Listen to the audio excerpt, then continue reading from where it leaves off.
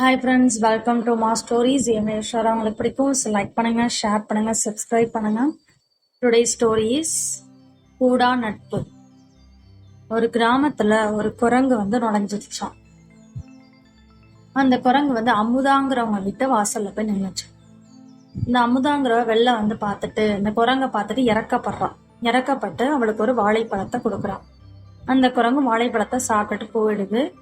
அப்புறம் ரெகுலரா வர ஆரம்பிச்சிருது அமுதா வீட்டுக்கு. ஒவ்வொரு நாள் அவ வீட்டு வாசல்ல நிக்குது.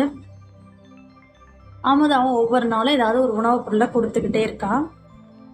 போ தன்னோட கையிலே கொடுக்குற அமுதா அதை நெருங்கி குரங்கு வாங்குது.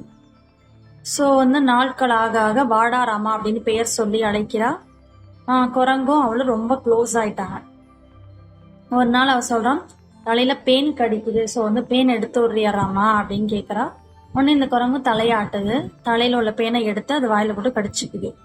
இதை பாற்ற மற்றவர்கள்லாம், குரங்கு பேனை கடிக்கிறதும் தெரியாது, காதை பிக்கிறதும் தெரியாதுங்கிற பழமொழியை மறந்துட்டியா, என்னைக்காவது ஒரு நாள் உன் காதுல உள்ள கம்மலை அறுத்துட்டு போகுது அப்படின்னு கிண்டல் சொல்லி சிரிக்கிறாங்க. ஏன் ராமா அப்படிலாம் பண்ண மாட்டான் அப்படின்னு சொன்னோன்னா அந்த குரங்கும் அப்படிதானே ராமா அப்படின்னு சொன்னோன்னா தலையை அசைக்குது. ஒரு நாள் அவ குக்கிங்காக தேங்காய் வச்சிருக்கான். அந்த குரங்க பெர்மிஷன் இல்லாமலே இந்த தேங்காவை உடைச்சு சாப்பிடுது. உடனே இவ நான் தான் உனக்கு தரேன்ல, நீ எதுக்கு தேங்காய் எடுக்கிற அப்படின்னு கைய ஓங்குறா. கைய ஓங்குனோன்னு அந்த குரங்குக்கு கோவம் சீர ஆரம்பிச்சது.